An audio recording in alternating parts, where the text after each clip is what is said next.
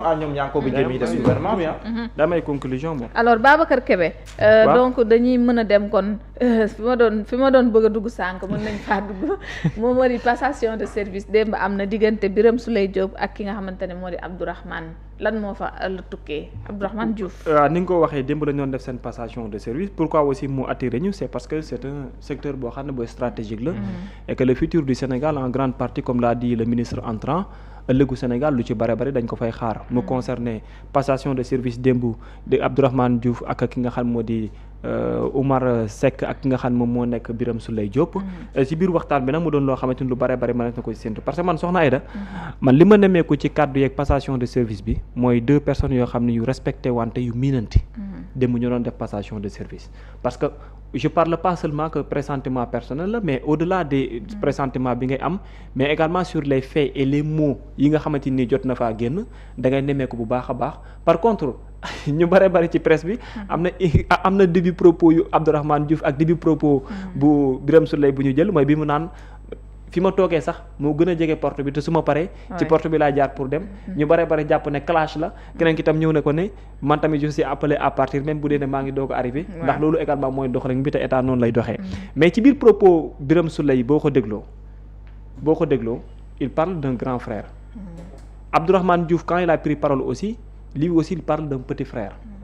rappelé ko sax ay datu 11 yoo xamante nii ci bare bare ba ci date de naissance am mais aussi ci moment yoo xamante ni mu ngi koy interpellé te boobu moom nekkagul sax ci ministère bi Birame Souleye dénk te loolu témoignal na ko encore démb te wax na également ak anam boo xamante ni day mel ni ne nit bu mu yàgg topp la non seulement c'est parce que stratégie bi fi ñu ko dénk nu mu nekkee lu stratégique la mais aussi wax na ci moom c'est parce que liggéey bi mu doon def peut-être que même malgré lu mu ne ci biir gouvernement bi su daan wax conseil des ministres aussi mu ngi koy teewlu parce que nee na benn jour pare nañ conseil des ministres xaw ma avant ci la ko ne man li ma jaaxal ci yow mooy ne nga amee maîtrise dossier yi nga xamante ni moom nga yor ci sa biir ministère ak ni nga ciy waxee ak technique bi nga xam mu ngi ci ànd mu ne waa ji aussi ci toute humilité tontu ko ne ko c'est parce que dama ànd ak équipe boo xamante ni dafa ànd ak dynamique ba pare te liggéeyam dafa am loo xamante ni noonu la ko fonkee kon mu mel ñoom ñaar am na loo xam ne te dans le passé rien qu'hier maa ngi gis benn photo boo xam ne ñoom ñaar ñu ngi toog ak reetaan boo xamante ni bu am solo la nee na ko sax beneen bi man ak moom suñu waxtaan lu mu ci jàppee farata du bari parce que pour moom lu ma ko wax rek ay kaañ la koy def wala mu jàppee ko li nga xam moo di ay tooñante te Birame Souleye également aussi témoignage bu mel noonu defal na ko ci jëmm ji docteur El Hadji Abdourahmane Diouf noonu la ko waxee boole ko ak nga xam moo di Oumar Seck mi koy wuutu également ku ñu mel ne benn environnement la boo xamante ni ci li Abdourahmane Diouf également aussi joxe comme ay promesse par rapport ak ëllëgu lu jëm ci wàllum secteur googu noonu parce que nee na mu ne bañu ko nit ñi nañ ko topp nañ ko traquer nañ ko xool lépp dans le cadre de son travail ndax xam na bu baax a baax li mu yor ak secteur boobu aussi ëllëg bi nga xam ne Sénégalais mën nañ ko cee xaar mais dans tout ça dafa am loo xam ne aussi moom lañ doon xaar en terme d'éclaircissement et en terme d'information parce que dafa am une information boo xam ne dafa génn concernant Birame Souleye Diop ndax boo xoolee bu baax ci ñi mujjee def passation de service la bokk am ñuy siiwal ne c'est parce qu'il y a eu des dossiers que moo tax passation de service bi nekk loo xamante ni lu yàgg moom la doon et il a amené benn éclaircissement passage discours am bi nee na j'ai entendu en entrant ici des gens dire que ne oui dañu ne parce que dama am ay dossiers loolu moo tax passation de service bi tardé mu ne oui j'ai des dossiers oui mais des dossiers yoo xam ne en toute transparence moom la ko gérer la preuve en est qu'il a cité lu mel ni ITIE ne noté na ko ne lu droiture bu mat sëkk moom la nekkee foofu ARCOP également aussi sax ne neen décerné na leen benn considération buy wane ne la mu fa liggéey lépp ci benn intégrité ak benn transparence bu mat sëkk la ko amal te moom en personne aussi nee na mu ne dinaa dormir entre les mains de Morphée comme ni nga xamante ni noonu la ko mën a yàpp parce que jàpp na ne liggéey gi mu fa amal liggéey bu exceptionnel la te lépp da koo teg ci wàllum transparence ko mën na jàpp ne bu amee retard aussi c'est parce que y a beaucoup de dossiers qu'il fallait traiter mais différent par rapport li nga xam ne mooy spéculation yi doon wàcc ay njunjaaj yoo xam ne ñu ngi koy wax au sein de son ministère pour dire que l'avenir du Sénégal dans le cadre stratégique et de la souveraineté est encore une fois pour l'instant entre d'autres mains mu di ministère bi ñu dénkee wàllu mine ak yeneen beneen bi ci tegu mooy Serigne xam nga gars yi ñu bari tam ñu ngi poser question la collaboration bi war a ñëwi ji ëllëg entre les deux plus jeunes DG peut-être bien ci gouvernement ci parti Pastef ak tamit Abdourahmane Diouf ak Oumar Seck a rappelé que ñaar ñi léegi dañ leen xaaj comme ni ñu xaajee ministère bi su ma jumulee Ngagne Demba Touré ci Oumar Seck la jëm Soumi Sène mais bu dee Jean-Michel Sène la ci Abdourahmane Diouf la jëm département parce que a rappelé que ministères yi ñoom ñooy chefu structures yi nga xamante ni ay DG dañ koy ëmb ak yooyu donc ñoom la ñuy liggéey mais en tout cas dem moom weddi na tuuma yi nga xam ne tegoon nañ ko ci moom ñëwal li nga xam moo di wàllu mbir yooyu noonu soxna Aïda. waaw gis nañu communication boo xamante ne en tout cas baat ak tontu démb la ñu indi malgré bu ku ci nekkee tamit marqué nga wax nga li la marqué ci ku nekk ci donc liggéey bañ la teg mais ñu gis tam Abdourahmane Diouf boo xamante ni mi ngi waajal opinion bi ci tamit taxawaayam ak la mu leen ubbilee buntu nee na ngir ñu saytu ko jàngat si loolu xew démb. waaw xam nga ñoom ñaar ñëpp ñoo bokk daara ji génne mooy Université Gaston Berger. donc am nañ ay relation yu xóot yoo xam ne ni am nañ ko si bu yàgg-yàgg moo tax je pense Birame Souleye Diop di ko woowee grand frère. te am na foo xam ne ni jaar nañ fa donc je pense que de même que ku mel ni Ousmane Sonko ak docteur Abdourahmane Diouf am na foo xam jaar nañ donc seen xamante jiitu na wàllum politique ba seen sax yenn relation yoo xam ne ni am nañu ko. mais man démb li ma gën a marqué mooy Birame Souleye Diop mooy déclaration bi def ba pare profiter de l'occasion ngir. leeral parce que xam nga ci veille bi Madiambal Diagne dafa jéem mu ne Birame Souleye Diop dafa am dossier et que loolu sax moom mooy retarder la passation de service donc il a tenu à ce que loolu mu leeral ko et je pense que loolu aussi lu am solo la pour man c'était l'occasion pour leeral parce que aussi passation de service la te booy passer le temps ak ki lay kii du laaj ngay kañ sa bopp sax waaye nga ko fi nga fekk mbiri ak la nga fa bàyyi waaye tamit bu nekkee ne am na tamit loo xam ne dafay daw donte ne yow xam nga ne du dëgg waaye tamit en passant loolu daf si am solo même bu nekkee benn 15 secondes la nga si accordé loolu dafa am solo mais man su may jàngal Birame Souleye Diop ministre du pétrole et des énergies jàpp naa ne il fait partie des meilleurs ministres du gouvernement sortant par les résultats yi nga xam te ni def na ko par aussi renégociation yi nga xam ne nii am na mais compliqué da ngay gis na que nit la boo xam ne ni sax daanaka ces 2 ans yi lu mu communiqué en tant que ministre ci wàllum bëriwul loolu ñu won ne que ku yitaloon wàllum liggéey bi la bàyyi liggéeyam waxee ko te itam booy xool li tax ma jàpp ne il fait partie des meilleurs ministres mooy dan ko ministère am dafa amoon ñaar ñu ko jox te muy ñaar ñoo xam ne nii amuñu yenn expérience yi si li nga xam ne ni moom lañ leen dénk mais quand même il a su gérer leen ba nga xam ne ni ñooñu def nañ ay résultats ci ministère ñu am solo yoo xam ne man gëm naa ne c'est par rapport moom à son leadership ak accompagnement bu am solo bi nga xam te nii moom la ci def donc je pense que en tant que ministre il a été un bon ministre du pétrole et des énergies génn na gëm naa par son choix man loolu sax moom gën a conforté ma jàpp ne parce que gëm naa comme dossier looy nëbb nooy négocier ak président toog ci biir gouvernement bi moo gën a yomb nga génn parce que ñii président am bu si tegoon ku mel ni Birame Souleye Diop loolu nag leneen lay doon maanaam Birame Souleye Diop toog na si biir gouvernement war na gannaaw passif loolu moom ce serait un gros poisson pour le président Bassirou Diomaye Faye kon li gënoon yomb boo yoree dossier mooy nga négocier ak président Diomaye na ko damay toog mais nan la ñuy gérer affaire bi defe naa loolu gën a yomb man de sama xel loolu la njëkk jàpp quoi su ma ko nattee si xel rek léegi na leneen si des moom nee na il n'a commis aucune faute nee na nag may na gars yi ñu xool kon ku bëgg a mën nga xool nga gëstu boo gisee leen tam defe naa ne moom il est voilà c'est un justiciable léegi mais beneen bi par rapport au ministère bu mu yoroon dafa amoon benn dossier du ko concerne sax directement parce que kenn mënu su ko see tudd muy le dossier Azer waaw te temps yi seetlu naa ne du point de vue de la communication sans pour autant dugg dans le fond yaa dañ ko yenu de waaw lamp yee tàkkandoor quoi seetlu naa loolu maanaam du point de vue de la communication xam nga dans un premier temps le DG de l'Azer moo xawoon dominé du point de vue de la communication boo seetloo Thierno Alassane Sall bu génnee mu génn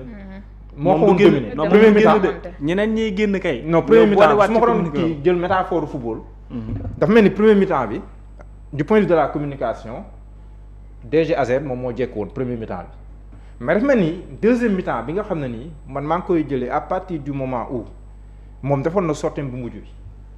ma jàpp ne sortie boobu c'est une sortie vraiment ratée mooy bi sama grand maa ngi koy nuyu Sambou bi yàgg ñoom ñëpp di génn parole di wax bi mu invité sax Bachir Fofana jour boobu noonu je pense que ce jour-là du point de la communication ça a été raté mais depuis ce jour-là surtout bi nu dàqee Ousmane Sonko avec cette lettre qui a fuité ak yi si topp yëpp c'est naan du point de vue de la communication sans dugg si biir parce que man c'est un dossier qui ne m'intéresse même pas parce que li ma dégg ñu si wax yëpp dafa bëri ay kii daal mais du point de vue de la communication seetlu naa ne dafa mel ni tendance mi ngi tourné du point de vue de la communication xaw ma ndax c'est lié ak dàq bi ñu dàq Ousmane Sonko xaw ma ndax c'est lié aux incertitudes yi nga xam te ni moom la Babou wax léegi parce que moom léegi Abdourahmane Diouf mooy ministre de tutelle waaw est-ce que Abdourahmane Diouf va le maintenir point d'interrogation est-ce qu'il va Jean-Michel Sène. waaw est-ce qu'il va le maintenir point d'interrogation. Parce que les directions c'est sur proposition du ministre. Validé par le président. Abdourahmane Diouf bi muy wax waa cabinet lii ça ne concerne pas son cabinet mais waxin la. yëkkati leen carton yi ñu dem wéyari liggéey. voilà léegi loolu ni ñu siy déggee mooy. est-ce que ni ko waa cabinet di gunge du ñëw indaale ay nitam tamit si direction yi nga xam ne nii. surtout direction boo xamante ni depuis ba ñu ko sampee coow la ànd. voilà léegi nag moo tax je pose un gros point d'interrogation. ak tam ni nga gisee démb maa ngi nuyu suñu grand aussi Bachir Fofana. bind na si téere. am na ñu bëri ba ñoo si nekk donc du point de la communication tey Thierno Alassane Sall daf siy communiqué waat. dafa mel ni am na benn retournement de situation bu tàmbalee am si communication. à propos du dossier Azer. booy fekk si pôle judiciaire financier également daal di ibbi ay enquêtes. voilà jëmee ci wàllu wi donc du point de la communication. gis naa ne daal remontada mi ngi commencé am. léegi loolu nag ñi yor wàllum communication may nuyu bu baax a baax ñoom Ousmane Noreyni. muy ndaw bu xarañ wax dëgg yàlla ndaw bu xarañ bu ñu xam. war nañ xalaataat du point de la communication nan la ñuy jéem a remonter la pente un peu parce que fu mu toll dafa mel ni mi ngi commencé penché wu d'un côté quoi. waaw donc mu kii Babacar Kébé. waaw foofu nag lan nga ci gis également ci loolu xew. ndax probabilité tamit mën nañu koo. samp par rapport ak ces direction là yi nga xamante ne wax nañ ko au-delà de li xew démb. mais damay commencer d'abord par fii le doyen Alioune Tine doon waxee keroog. parce que man comme il l'a dit man même point de vue bi moom laa am parce que man pour dire vrai aussi juste avant arrivée Birame Souleye Diop. ci daal doo ko commencer jël sama temps sax di gëstu ci ministère bi nga xam ne nii moom la yore woon.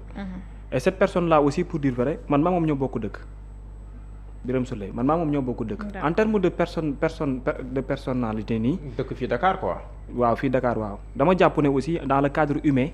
man gisuma changement bu tax ñi nekk di wax ci moom man depuis qu'il est nommé ministre parce que non seulement ñoo bokk benn koñ. ñoo bokk benn jumaa bu ñuy nekk également di jullee. macha allah moom ñun ñaar toog naa sama koñ plusieurs fois aussi mu romb ma. di doxi ji soxlaam te moment bu mu ngi nekk ministre. il est très humble. très humilité. loolu mën naa ko témoigner.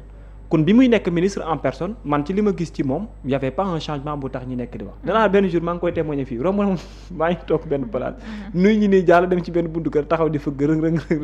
tourné waat taxaw te biir juma fi mu daan toog di fa jullee d'habitude presque fa laa ko daan gis ba ndege ni bu ñëwee sax il n'a même pas de problème mais ci suufu garab bi juste avant ci l'entrée bi fa lay dem lal fa toog comme tout le monde bu génnee peut-être ñenn ñi mën nañu ko topp pour waxtaan ak mais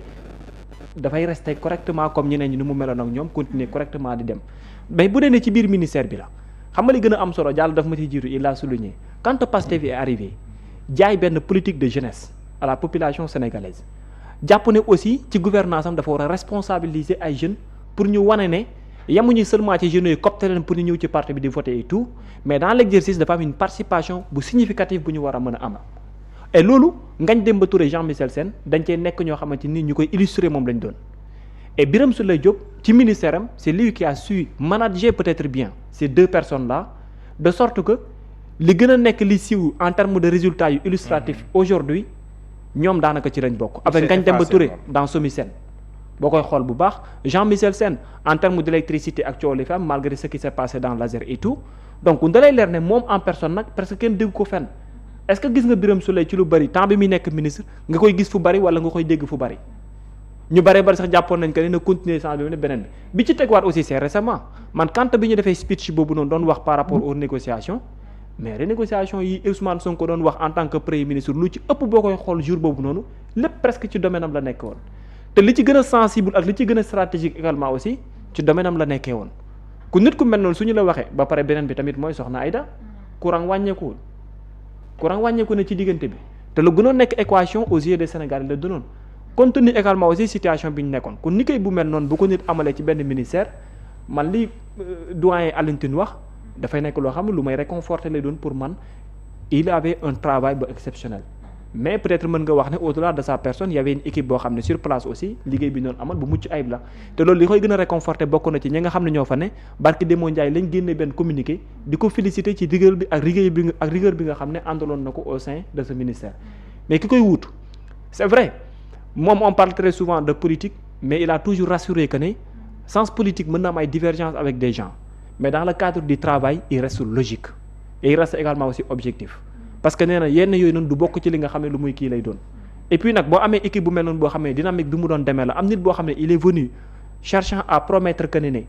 bëgg na aussi équipe boobu accompagner ko ci même sens bi daf lay indiwaaleen dalum xel nga mën a jàpp ne kii kat il est venu avec toute humilité moom tamit pour nekk dans la continuité mais permettre à l'équipe de l'aider bu fekkee nag équipe boobu moo mën a accompagner Birame Souleye mi nga xamante ni c'était la première fois muy nekk ministre ba mu am résultat boo xam ne Sénégalais yi mën nañ ko seede pourquoi pas également aussi que nga mën a jàpp ne même équipe boobu bu ko nit ki nangu aussi mën na ko jox liggéey bu toll noonu dama jàpp ne secteur bu stratégique boobu noonu ce n'est pas seulement pour des calculs que moo war a mën a tax nomination boobu am fa mais c'est parce que dañ jàpp ne sookul bi c'est administration bi fa nekk la te ci biir administration boobu les décideurs aussi nit lañ ñoo xam ne xam nañ fan la Sénégal toll fan la Sénégal war a mën a jëm ak lan lañ war a mën a jox Sénégal pour ñu am ci réussite moo tax ma am yaakaar que ne dans la continuité ça sera que pour le bien du Sénégal beneen bi nag mooy mbirum Azer ak coow li ci am c'est vrai que moo xam ne mais xam nga boo xoolee baax depuis quelque temps dernière sortie bi Jean Michel Sène def dafa xaw a mel ni ku jël benn pause wala xaw ma benn recul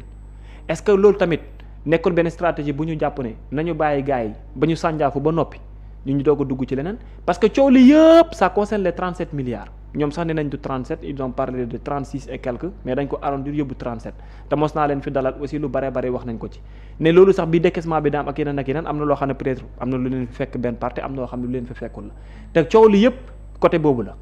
te en vérité man dama gëm ne coow bu amee ci benn structure responsabilité taxaw kii décider mooy ki yore structure bi est-ce que da ngay décider na da ngay bàyyi bañ leeral peut-être buñ lay indi waa wala déet mais aujourd'hui yow mi nga xam ne yaa ne ci kaw soo décider rek day mel ni da ngaa tranché c'est-à-dire bu nuy ministre bi wala le président de la République aujourd'hui su décider rek day mel ni dafa tranché déjà mooy comme si que il donne raison aux personnes yi nga xam ne dañoo jàpp ne une mauvaise gestion moom moo tax mu dàq te kii bu jàppee ne moom comme loolu amul kon moom nga war a mën a bàyyi ci cëggal guyam mu ne ak comme lii am na soit damay démissionner ba mu leer ma doogo damay ñëwaat wala mu wutaat leneen mais bu fekkee décision am na moom dafay niroo comme si que ñoom dañoo tranché et su boobaa ça sera pas du bien pour ñeneen ñi te jàpp naa ne objectivement aussi mën nañ dem ci sens pourquoi pas continuer di collaborer jusqu'à ce que yoon am fu mu yegg ñu mën a xam ne lii ak lii moom moo xew dans ce sens là nag dina nekk ci cëggal guyu président tout comme également ci Abdourahmane Diouf de dire que ne je pourrais plus continuer à travailler avec telle personne waaw donc Babacar yegg si nañu fi nga xamante ni moom mooy fi ñuy yëkkatee li nga xamante ni moom moo di waxtaan bi donc